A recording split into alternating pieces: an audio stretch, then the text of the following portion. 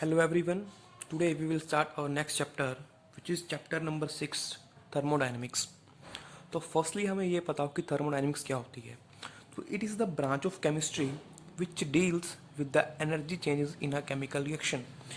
ये केमिस्ट्री की एक ब्रांच है जो किससे डील करेगी, एनर्जी चेंजेस जो हो रहे हैं किसी भी केमिकल रिएक्शंस के अंदर, उनके बारे में जो डील करेगी. That branch of chemistry is thermodynamics. अब होता क्या है कि बेटा हम कोई भी रिएक्शन करते हैं, ठीक है, तो वहाँ पे एनर्जी रिलीज भी होती है, वहाँ पे एनर्जी एब्जॉर्ब भी होगी. तो जब रिलीज होगी हम उसको एक्सोथर्मिक रिएक्शन बोल देंगे. जब रिलीज होगी तो हम उसको एक्सोथर्मिक रिएक्शन बोल देते हैं. और जब एब्जॉर्ब होती है तो हम उसको क्या बोल देते हैं, एंडोथर्मिक रिएक्शन. ठीक है. तो ये चेंजेस जो हो रहे हैं इसको स्टडी कौन करती है, थर्मोडाइनमिक्स. क्लियर. तो अब बात करते हैं कि थर्मोडाइनमिक्स में क्या होता है. हमारे पास एक यूनिवर्स है बेटा. अब हमें पता है कि एनर्जी रिलीज हुई तो बाहर गई, एनर्जी एब्जॉर्ब हुई तो अंदर गई. तो भाई कहाँ एब्जॉर्ब होके गई है वो, कहाँ वो रिलीज हुई है, कहाँ गई है रिलीज होने के बाद. तो उसके लिए हम इस यूनिवर्स को, होल यूनिवर्स को क्या करते हैं, टू पार्ट्स में डिवाइड कर देते हैं. क्लियर. तो फर्स्ट डिवाइड करेंगे system and second is surroundings. अब सिस्टम क्या होता है, सराउंडिंग क्या होता है, इसको समझने से पहले एक बात समझें. सिस्टम क्या है, सिस्टम वो है the part of the universe which is under consideration. मतलब पूरे यूनिवर्स का वो पार्ट जिसके ऊपर हम काम कर रहे हैं, जिसको हमने अंडर कंसिडरेशन लिया है, दैट इज सिस्टम. उसको हम सिस्टम बोलते हैं. और जो रेस्ट पार्ट है यूनिवर्स का, एक्सेप्ट अगर हम यूनिवर्स में सिस्टम को एक्सक्लूड कर दें तो जो बचा वो हमारे पास क्या है, सराउंडिंग है. यानी कि ये बोथ सिस्टम प्लस सराउंडिंग मिलके क्या बनाएंगे, आपका यूनिवर्स बनाएंगे. क्लियर. अब होता क्या है, सपोज हमारे पास एक बीकर है, ठीक है, एक क्लोज बीकर है या कुछ भी एक बीकर लिया हमने, हम उसके अंदर पानी को गर्म कर रहे हैं. तो भाई जो वो बीकर है, वो बीकर हमारे अंडर कॉन्सेंट्रेशन में ना, उसके ऊपर हम काम कर रहे हैं. तो that beaker is what, that is system. वो क्या है, सिस्टम. और उस बीकर के अलावा जो भी एरिया है दैट इज सराउंडिंग. उसको हम क्या बोल देंगे, सराउंडिंग बोल देंगे. रिटर्न में देता हूँ एग्जाम्पल आपको कि जैसे ये एक बीकर है, ठीक है, इसको हमने हीट किया, हीट हमने शो किया. तो भाई ये पार्ट जो मेरा है, ये बीकर है जो इसके ऊपर काम कर रहा हूँ मैं, ये पार्ट मेरा कॉन्सेंट्रेशन में है, तो दैट इज सिस्टम. ये बीकर क्या है, मेरा सिस्टम है. और जो ये रेस्ट वाला पार्ट है, आउटसाइड पार्ट, इस सिस्टम को छोड़ के जो भी बचा दैट इज सराउंडिंग. उसको हम क्या बोल देंगे, सराउंडिंग बोल देंगे. क्लियर. और ये सिस्टम प्लस सराउंडिंग मिलकर ही क्या बनाते हैं, आपका यूनिवर्स बनाते हैं. क्या बनाते हैं, यूनिवर्स. क्लियर. आई थिंक आपको ये डेफिनेशन क्लियर है कि सिस्टम क्या है और सराउंडिंग क्या है. नेक्स्ट, जो सिस्टम है, सिस्टम उसको हम 3 पार्ट्स में डिवाइड करते हैं. कितने पार्ट्स में, 3 पार्ट्स में. First one is open system, second is close system and third is what, isolated system. अब इन तीनों में हम वन बाय वन डिफरेंस पढ़ेंगे कि तीनों के अंदर डिफरेंस क्या है. तो भाई ओपन सिस्टम क्या है. ओपन सिस्टम एक ऐसा सिस्टम है जहाँ पे mass and energy both can exchange with surroundings. यानी कि जहाँ पे मास भी और एनर्जी दोनों क्या हो सकते हैं, सराउंडिंग के साथ एक्सचेंज हो सकते हैं. उसको हम क्या बोलेंगे, उसको हम बोलेंगे ओपन सिस्टम. एग्जाम्पल बताता हूँ. जैसे कि एक बीकर है, एक ओपन बीकर मैंने ले लिया, ऊपर से जो खुला है. अब नीचे से मैं इसको हीट कर रहा हूँ, ठीक है. तो अब क्या होगा कि जब मैं इसको हीट करूँगा तो यहाँ पे जो इसकी हीट है वो एनवायरनमेंट के अंदर जाएगी. तो वहाँ से क्या ट्रांसफ़र हुआ, हीट का ट्रांसफ़र हुआ, एनर्जी उसकी ट्रांसफ़र रही. हीट क्या है, फॉर्म ऑफ एनर्जी तो है, तो टेम्परेचर डिफरेंस के कारण होती है, दैट फॉर्म इज हीट. तो यहाँ पे क्या है, यहाँ से हीट होकर इसकी एनर्जी क्या जाएगी, बाहर की तरफ जाएगी. मतलब यहाँ पे क्या हुआ, यहाँ पे एक्सचेंज ऑफ एनर्जी हुआ. दूसरा, अब यहाँ पे सपोज वाटर है, ठीक है. ये वाटर गर्म होगा बेटा. गर्म होने के बाद लिक्विड चेंज किसके अंदर होगा, स्ट्रीम के अंदर. और जब स्ट्रीम में चेंज होगा तो क्या इस बीकर के अंदर रहेगा, जी नहीं, वो कहीं ना कहीं ऐसे यूनिवर्स में सराउंडिंग में चला जाएगा. यानी कि क्या हुआ, वहाँ पे मास का भी एक्सचेंज हो गया. तो ओपन सिस्टम क्या है, जहाँ पे मास और एनर्जी दोनों का एक्सचेंज हो, that is open system, that is example. Clear. Close system क्या है, क्लोज सिस्टम होगा जहाँ पे सिर्फ एनर्जी का चेंज होगा, जहाँ पे सिर्फ एनर्जी एक्सचेंज हो सकती है। उसको क्या बोलते हैं सिस्टम को? क्लोज सिस्टम बोलते हैं। कैसे बोलेंगे? जैसे कि ये है मेरे पास एक क्लोज बीकर मैंने लिया, ठीक है। अब मैं इसको हीट कर रहा हूँ, ठीक है। अब यहाँ पे हीट करूँगा, उसका टेम्परेचर राइज करेगा, तो जो इसकी एनर्जी है वो बाहर जाएगी। यहाँ से बाहर तो जाएगी ना सिर्फ एनर्जी। क्या मैटर इसका बाहर जा पाएगा? नहीं जाएगा बाहर, बिकॉज ये वॉल क्या है, हमने इसको चारों तरफ से कवर कर रखा है ना, तो मैटर तो आपका बाहर जा ही नहीं सकता। तो this system is called close system. क्या बोलते हैं इसको? Close system. जहाँ पे क्या है मेरे पास सिर्फ एनर्जी का एक्सचेंज, उसको क्या बोल देंगे? क्लोज सिस्टम बोल देंगे। क्लियर।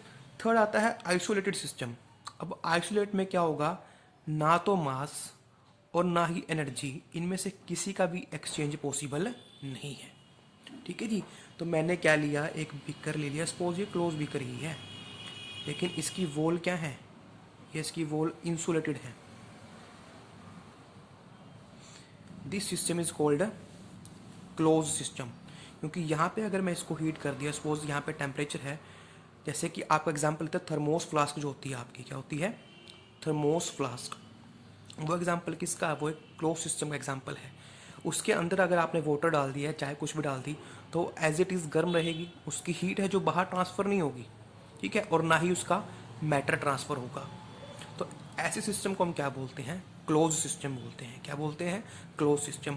और एक पॉइंट इसके बारे में क्या है कि कोई भी सिस्टम क्लोज नहीं हो सकता, ठीक है। यानी कि कोई भी सिस्टम है वो कंप्लीटली आइसोलेटेड सिस्टम नहीं हो सकता, नहीं हो सकता। ऐसा कोई सिस्टम आज तक नहीं बना है। जैसे कि मैंने थर्मोस फ्लास्क का एग्जांपल लिया, आपके पास मार्केट में कैसी आती हैं? कोई बोलेगा 2 दिन तक पानी गर्म रहेगा, 3 दिन तक गर्म रहेगा उसके अंदर, तो लेकिन 3 दिन के बाद तो क्या होगा? वो पानी ठंडा होगा ना, और ठंडा कैसे हो? बिकॉज उसकी एनर्जी क्या चली गई? सराउंडिंग में चली गई। इसलिए हम बोलते हैं कि कोई भी सिस्टम कंप्लीटली आइसोलेट नहीं हो सकता। तो here are 3 type of system. First is open, close and isolated system, ठीक है। ओपन क्या है? जिसके अंदर मास और एनर्जी दोनों का एक्सचेंज हो सके। क्लोज जिसमें सिर्फ एनर्जी एक्सचेंज हो। और आइसोलेटेड जिसमें ना तो मास चेंज हो ना ही एनर्जी चेंज हो, उसको क्या बोल देंगे? क्लोज सिस्टम, आइसोलेटेड सिस्टम बोल देंगे। अब एक बात बतानी भूल गया मैं यहाँ पे, कि सिस्टम और सराउंडिंग के बीच में, कि सिस्टम और सराउंडिंग के बीच में एक पार्टीशन होता है। सिस्टम है और सराउंडिंग है, क्या इनके बीच में आप सोचो कि बाउंड्री हो सकती है जो इनको दोनों को क्या करेगी? सेपरेट करेगी। जी हाँ, इन दोनों के बीच में एक बाउंड्री होती है जो सिस्टम को और सराउंडिंग को दोनों को सेपरेट करती है, उसको बोलते हैं बाउंड्री। क्या बोल देंगे उसको? बाउंड्री, ठीक है जी। अब वो जो बाउंड्री है, बाउंड्री वो बताया होगा कि रियल हो सकती है या इमेजिनरी हो सकती है,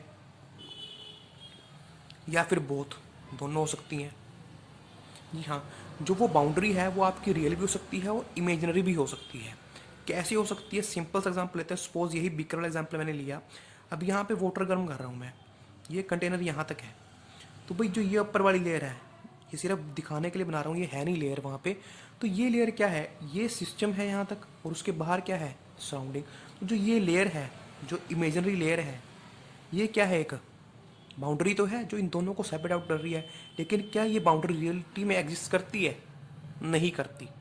तो यानी कि ये कैसी बाउंड्री होगी? इमेजिनरी बाउंड्रिंग है। क्या है? इमेजिनरी बाउंड्री है। लेकिन दूसरा एग्जांपल अगर मैं लेता हूँ, रियल बाउंड्री भी हो सकती है। रियल कैसे होगी? रियल होगी ऐसे, सपोज मेरे पास एक ग्लास ट्यूब है, ठीक है, ऊपर से क्लोज ग्लास ट्यूब है। अब यहाँ पे ये तो सिस्टम के अंदर आएगी, यहाँ पे कुछ भी गर्म कर रहा हूँ या कोई भी सोल्यूशन मैंने लिया है, और ये पार्ट मेरा किसके अंदर है? सराउंडिंग के अंदर, और ये ट्यूब क्या है? सिस्टम। अब इन दोनों के बीच में देखोगे तो सेपरेशन ऑफ लेयर आपको दिख रही है ना, layer of separation, that is this glass ball. तो यहाँ पे ये कैसी है? ये एक रियल बाउंड्री है, ठीक है। तो बात याद रखें कि सिस्टम को, सराउंडिंग को लेयर ऑफ पार्टीशन वहाँ पे होती है, सेपरेशन, उसको हम बाउंड्री बोलते हैं। और वो बाउंड्री आपकी रियल भी हो सकती है और बाउंड्री इमेजिनरी भी हो सकती है, दोनों वे में वो हो सकती है, ठीक है। क्लियर। नेक्स्ट करते हैं हम। अब नेक्स्ट हम करते हैं thermodynamic state of the system and system variables. कि थर्मोडायनेमिक स्टेट क्या होती है सिस्टम को, सिस्टम वेरिएबल क्या होता है। अब भैया ऐसा है जैसे आप कोई रिएक्शन कर रहे हो, ठीक है, आपने एक रिएक्शन करी, आपके पास रिएक्टेंट है, आपने रिएक्शन के बाद आपको क्या मिलेगा? प्रोडक्ट मिलेगा। तो वहाँ पे जो उसकी स्टेट है उसके अंदर कुछ ना कुछ चेंज आएगा ना, कुछ ना कुछ चेंज आएगा। तो जो भाई पहले स्टेट थी और जो बाद में स्टेट थी, उन दोनों को डिफाइन तो करना पड़ेगा। और उसी को हम क्या बोलते हैं, थर्मोडायनेमिक स्टेट ऑफ सिस्टम बोलते हैं। और जिन पैरामीटर से, जिन क्वांटिटी से हम उनको डिफाइन करेंगे, that are called system variables. ठीक है, जिनको क्या बोलते हैं, सिस्टम वेरिएबल्स बोलते हैं। जैसे कि मेरे पास एक स्टेट है, मैंने कोई रिएक्शन स्टार्ट की, तो मेरे पास कुछ प्रेशर है। हाँ, पहले बात करते हैं सिस्टम वेरिएबल क्या होते हैं, जिनके थ्रू हम किसी भी स्टेट को डिफाइन कर सकते हैं। जैसे कि प्रेशर हो गया आपका, वॉल्यूम हो गया, टेम्परेचर हो गया, या फिर एनर्जी होगी, एंथैल्पी होगी आपकी, या फिर आपके पास एंट्रोपी होगी है। ठीक है जी, तो ये सारे क्या हैं आपके पास, ये सारे आपके पास हैं स्टेट वेरिएबल्स। स्टेट वेरिएबल्स क्या होते हैं, the physical quantities to which we can define the thermodynamic state of the system are called state variables. ठीक है जी, उनको स्टेट वेरिएबल बोलते हैं। अब थर्मोडायनेमिक स्टेट क्या होगी, जो एट प्रेजेंट उसकी स्टेट है, यानी कि कितना प्रेशर है उसका, कितना वॉल्यूम है, कितना टेम्परेचर है, वो क्या डिफाइन करेंगे, उसकी थर्मोडायनेमिक स्टेट को डिफाइन करेंगे, किसकी, सिस्टम की। सपोज रिएक्शन कोई की मैंने, प्रेशर था उसका 1 बार, ठीक है, वॉल्यूम उसका कितना था, 1 लीटर था, और टेम्परेचर कितना था उसका 25 डिग्री सेल्सियस। तो ये 3 पैरामीटर क्या दिखा रहे हैं उसके, कि रिएक्शन से पहले वो प्रेशर उसका 1 बार था, volume 1 litre and temperature 25 degree Celsius. तो ये जो डिफाइन किया, क्या डिफाइन किया उसने, इन वेरिएबल्स ने उसकी थर्मोडायनेमिक स्टेट को डिफाइन किया। क्लियर। और आफ्टर रिएक्शन में बात करता हूँ कि सपोज प्रेशर मेरे पास 2 बार हो गया, तो वॉल्यूम मेरे पास ½ लीटर हो गया, और टेम्परेचर मेरे पास कितना है, सपोज 30 डिग्री सेल्सियस है। ठीक है जी, तो ये क्या है मेरे पास, this is a thermodynamic state after the reaction. तो यानी कि सिस्टम आपका किस कंडीशन में है, कितने प्रेशर पे है, कितने वॉल्यूम पे है, कितने टेम्परेचर पे है, कितनी उसकी एनर्जी है, कितनी उसकी एंट्रोपी है। ये वर्ड मैंने कुछ नई यूज़ किया, इंटरनल एनर्जी, एंट्रोपी, ये हम रिएक्शन आगे चैप्टर के अंदर फर्दर स्टडी करेंगे। ठीक है, तो इन सब की स्टडी को क्या बोलते हैं, जिनसे हमने डिफाइन किया, that is thermodynamic state of the system and these quantities are called state variables, हम इनको बोल देते हैं। ठीक है, या इनको थर्मोडायनेमिक प्रॉपर्टीज भी हम बोल देते हैं। अब नेक्स्ट हम बात करते हैं कि जो आपका सिस्टम है, सिस्टम, उसके अंदर 2 तरह की प्रॉपर्टीज हो सकती हैं। ठीक है जी, सिस्टम की 2 तरह की प्रॉपर्टी होंगी, एक तो होती है intensive property and second one is extensive property. अब इन दोनों में डिफरेंस क्या है। इंटेंसिव प्रॉपर्टी वो प्रॉपर्टी है जो किस पे डिपेंड नहीं करती, साइज ऑफ द सिस्टम पे और क्वांटिटी ऑफ मैटर पे, यानी कि which does not depend upon the quantity of matter. यहाँ पे लिखना डज नॉट डिपेंड, यानी कि जो क्वांटिटी ऑफ मैटर पे या फिर साइज पे सिस्टम के डिपेंड नहीं करती, उस प्रॉपर्टी को हम इंटेंसिव प्रॉपर्टी बोलते हैं। और एक्सटेंसिव क्या होगी, यानी कि सिर्फ किस पे डिपेंड करेगी, डिपेंड करेगी सिर्फ नेचर ऑफ द सिस्टम पे। ठीक है जी, इसके उल्टा क्या है, इसके उल्टा एक्सटेंसिव प्रॉपर्टी जो किस पे डिपेंड करती है, depends on quantity of matter या फिर साइज। इसको हम क्या बोल देंगे, एक्सटेंसिव प्रॉपर्टीज बोल देंगे। अभी मैं आपको एग्जांपल दूंगा तो आपको ज़्यादा क्लियर होगा ये। क्लियर, तो मैं पहले एग्जांपल देता हूँ आपको एक्सटेंसिव प्रॉपर्टी का। इसके एग्जांपल में आता है मास आ गया, वॉल्यूम आ गया। सबसे बेस्ट एग्जांपल जो इसका है that is mass and volume. तो ये दोनों आपके पास क्या है, ये हैं आपके पास एक्सटेंसिव प्रॉपर्टी। कैसे हैं, अब एक बात करते हैं कि सपोज मेरे पास एक ये छोटा सा पीस है, एक छोटा सा क्यूब है मेरे पास, और एक मेरे पास ये बड़ा क्यूब है। ठीक है, तो भाई अगर मैं मास की बात करूंगा तो यहाँ पे मास किसका ज़्यादा होगा, इसको मैंने नंबर 1 दे दिया, इसको नंबर 2 दे दिया। तो यहाँ इन दोनों क्यूब में से किस क्यूब का मास ज़्यादा होगा, तो मास ज़्यादा होगा इस सेकंड वाले का, किससे, 1 से।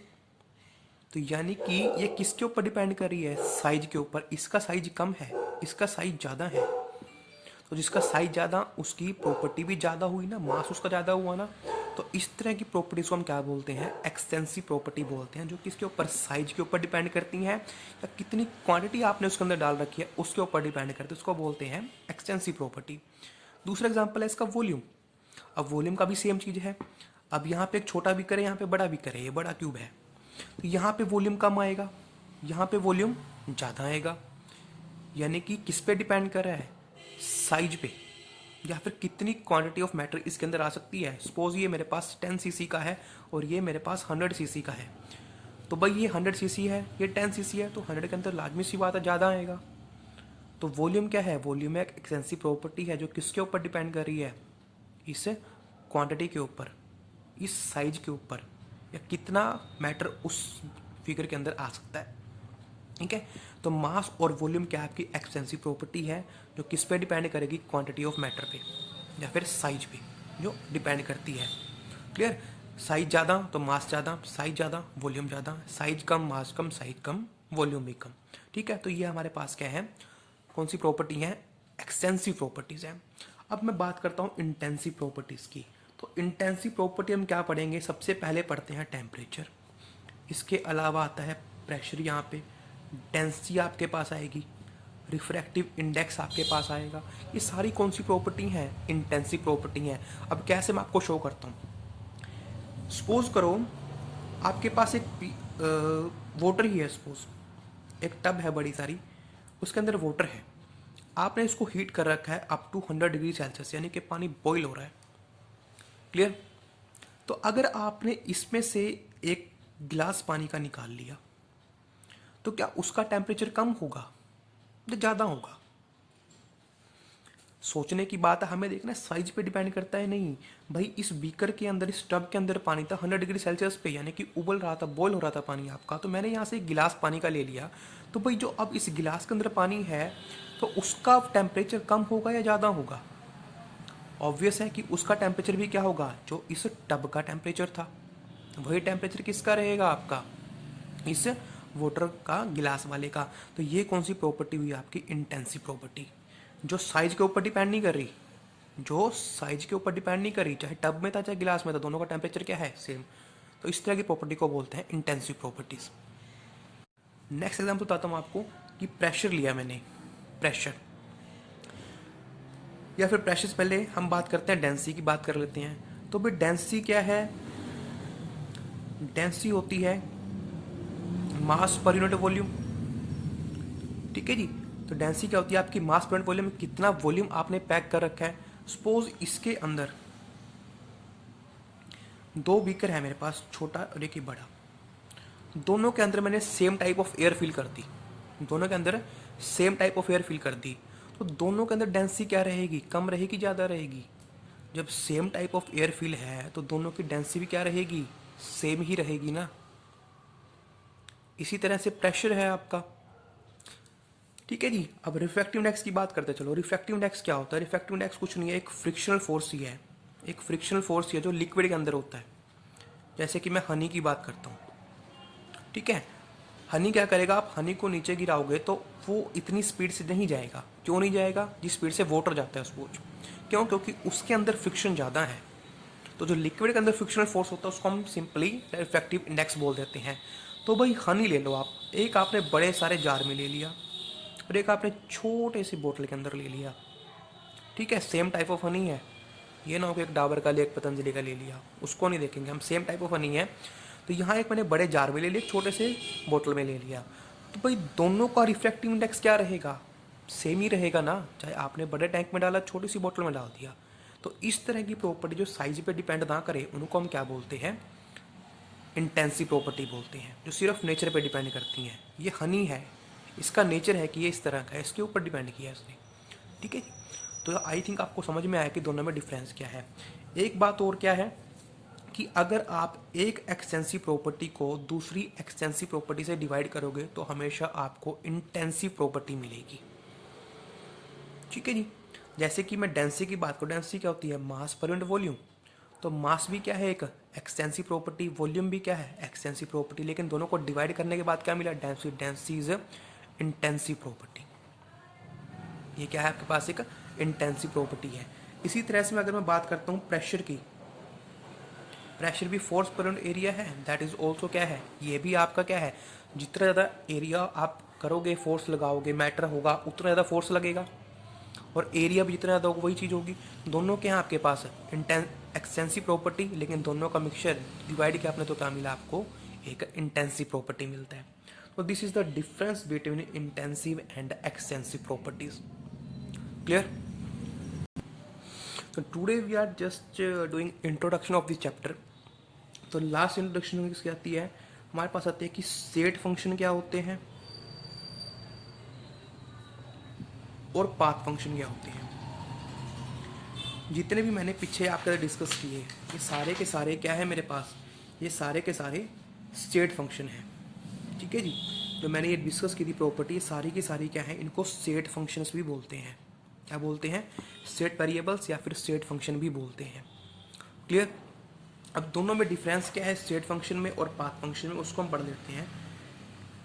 स्टेट फंक्शन और पाथ फंक्शन से पहले हम एक टॉपिक करते हैं डिस्टेंस और डिस्प्लेसमेंट का, कि डिस्टेंस क्या होता है, डिस्प्लेसमेंट क्या होता है। सपोज मैं एक पॉइंट ए से चला, दिस इज द पॉइंट, मैं यहाँ गया, घूम घूम के वापस इस पॉइंट पे आ गया। तो यहाँ पे दो चीज़ें हैं, एक है डिस्टेंस, एक है डिस्प्लेसमेंट। ठीक है, तो डिस्टेंस की बात करें तो मैंने सपोज यहाँ पे यहाँ जाने पे 100 मीटर कवर कर दिया। और डिस्प्लेसमेंट की बात करूँ, डिस्प्लेसमेंट क्या रहेगी मेरी? ज़ीरो, बिकॉज मैं घूम फिर के कहाँ पे आ गया, इसी पॉइंट ए पे आ गया, तो डिस्प्लेसमेंट क्या है मेरी? ज़ीरो। तो यानी कि डिस्टेंस क्या चीज़ है? डिस्टेंस है जो किसके ऊपर, इस पाथ के ऊपर डिपेंड करी है कि मैंने क्या पाथ कवर किया है वो यहाँ तक वापस आने में। और डिस्प्लेसमेंट क्या है? डिस्प्लेसमेंट है जो सिर्फ स्टेट पे डिपेंड करती है, जो फाइनल और इनिशियल स्टेट पे डिपेंड करेगी। ठीक है, तो जो डिस्टेंस है उसको हम बोलते हैं पाथ फंक्शन, जो किसके ऊपर, पाथ के ऊपर डिपेंड कर रहा है कि यहाँ तक वापस आने में मैंने किस पाथ को फॉलो किया, दैट इज पाथ फंक्शन। और स्टेट फंक्शन क्या है? जो सिर्फ इनिशियल और फाइनल स्टेट पे डिपेंड कर रहा है, doesn't depend upon the path followed, कि कौन सा पाथ हमने फॉलो किया उसके ऊपर डिपेंड नहीं कर रहा वो सिर्फ डिपेंड कर रहा है इनिशियल पर फाइनल स्पेस पे, जैसे कि डिस्प्लेसमेंट। तो डिस्प्लेसमेंट यहाँ पे इनिशियल फाइनल स्टेट में क्या है? ज़ीरो, तो मेरी डिस्प्लेसमेंट क्या रहेगी? ज़ीरो। तो पाथ फंक्शन जो डिपेंड करता है ऑन पाथ, कि आपने किसी स्टेट को, आप एक स्टेट से सेकंड स्टेट में गए तो क्या पाथ आपने फॉलो किया तो उसके ऊपर डिपेंड करे, वो आपका पाथ फंक्शन है। और जो सिर्फ इनिशियल एंड फाइनल स्टेट पे डिपेंड करे, doesn't depend upon the path, कि आपने किस तरह से दो स्टेट को अचीव किया, ए स्टेट थी, बी स्टेट थी, ए से बी तक जाने में आपने कौन सा पाथ फॉलो किया, जो उसके ऊपर डिपेंड ना करे, सिर्फ फाइनल स्टेट पे करे, उसको स्टेट फंक्शन बोलते हैं। ठीक है, तो जैसे आपकी इंटरनल एनर्जी है, एंट्रोपी है, ये सारे के सारे क्या आपके स्टेट फंक्शन है। हम बात करेंगे कल हीट की, तो ये हीट क्या है? आपका एक पाथ फंक्शन है। ठीक है, तो अभी इसके बारे में डिटेल में डिस्कस नहीं करेंगे, one by one in topic के बारे में हमको अच्छे से पढ़ना है, तो वहाँ पे हमें ज़्यादा क्लियर होगा कि स्टेट फंक्शन इसको क्यों बोला और इसको हमने पाथ फंक्शन क्यों बोला। क्लियर? ठीक है जी, तो इसके बारे में अब लास्ट हम डिस्कस करते हैं कुछ थर्मोडायनेमिक प्रोसेसेस जो हम यूज़ करेंगे इसके अंदर। तो फर्स्ट प्रोसेस आपके पास है आइसोथर्मल प्रोसेस। क्या है? Isothermal process. कि आइसोथर्मल प्रोसेस क्या होती है? एक ऐसी प्रोसेस जिसके अंदर जो टेम्परेचर है वो क्या रहता है? कांस्टेंट रहे। क्या रहे? टेम्परेचर जहाँ पे कांस्टेंट रहे, यानी कि चेंज इन टेम्परेचर क्या है? ज़ीरो। उस प्रोसेस को हम क्या बोल देंगे? आइसोथर्मल प्रोसेस बोल देंगे। यानी कि आपकी जो टेम्परेचर है वो कम्प्लीटली सिर्फ अगर सपोज 25 पे ही चल रही है लास्ट तक, स्टार्टिंग से लेकर लास्ट तक, तो टेम्परेचर कांस्टेंट है। जो D T is the change in temperature क्या है? ज़ीरो। तो इस प्रोसेस को हम क्या बोल देंगे? आइसोथर्मल प्रोसेस बोल देंगे। सेकंड बात करता हूँ मैं एडियाबैटिक प्रोसेस की। इसकी बात करते हैं एडियाबैटिक प्रोसेस की। कि एडियाबैटिक प्रोसेस क्या होती है?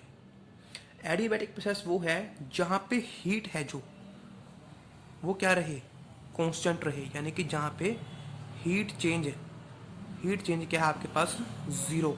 जहाँ पे रिएक्शन के अंदर आपके पास कोई भी हीट चेंज नहीं हुई है सिस्टम और सराउंडिंग के बीच में, नो एक्सचेंज ऑफ हीट, उसको क्या बोल देंगे? एक एडियाबैटिक प्रोसेस बोल देंगे। क्लियर? क्लियर? अब नेक्स्ट हम करते हैं third process, that is isobaric process. Isobaric process. अब आइसो बार आ गया यहाँ पे, देखो थर्मल क्या होता है? जो टेम्परेचर से रिलेटेड है, तो टेम्परेचर कांस्टेंट करती है। एडियाबैटिक यहाँ पे हीट है। आइसो बार क्या होता है? बार हम प्रेशर के लिए यूज करते हैं, तो यानी कि जहाँ पे प्रेशर क्या रहे? कांस्टेंट रहे, उसको क्या बोल देंगे हम? आइसोबारिक प्रोसेस बोल देंगे। यानी कि dp क्या रहेगा मेरे पास? dp is equal to zero. तो इस प्रोसेस को हम क्या बोल देंगे? आइसोबारिक प्रोसेस बोल देंगे। क्लियर? और लास्ट में एक आती है आइसोकोरिक प्रोसेस। Isochoric process. तो आइसोकोरिक क्या है?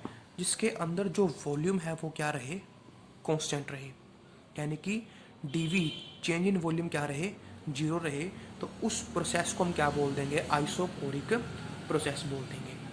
ठीक है, तो ये चार मेनली रिएक्शन, चार प्रोसेस थी जो आपको पता होनी चाहिए।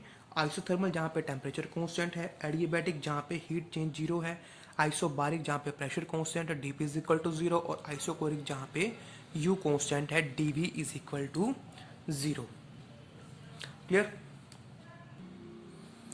ओके, तो बेटा आज के लिए I think this is sufficient. Thank you.